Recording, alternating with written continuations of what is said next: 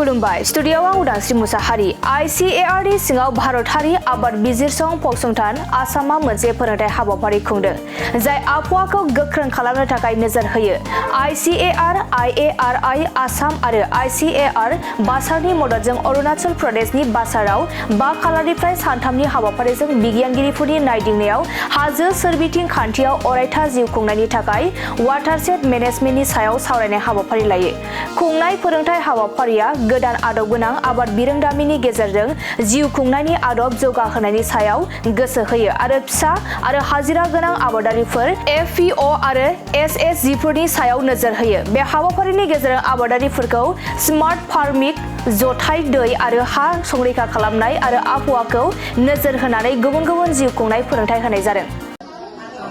सबसे पहले तो ऑनर क्योंकि इतने सारे लर्निंग लोगों के साथ में मुझको ये टाइम शेयर करने को मिला so we have learn a lot and I think we have enlighten this much like we have known about the sources and we didn't know that water needs to be used sustainably. So I think the session was fruitful and very much great, and I think in future also we would be waiting to share the session with this learner.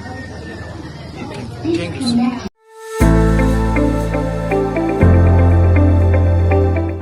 गोजोनथाव खौरां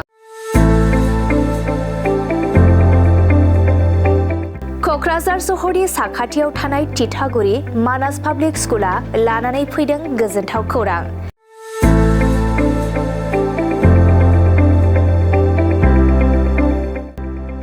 मानास public स्कुला गुन गोनां सोलोंथाइ बोसोरनि नार्सारिनिफ्राय थाखो 9 सिम फरायसा फरायसुलिफोरनि गोदानै 2026-27 मायथाइनि गोदानै मुं थिसननायनि खाबुफोर होगासिनो दं।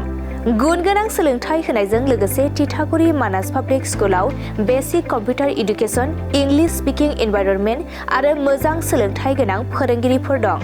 फरायसा फरायसुलिफोरनि थाखाय सोलोंथाइ लानायजों गोबां मोजां खाबुफोर दं जेरै यगानि खाबु आरो हिन्जावसा आरो हौवासाफोरनि थानायनि थाखाय सेपारेट हस्टेलनिबो खाबुफोर दं।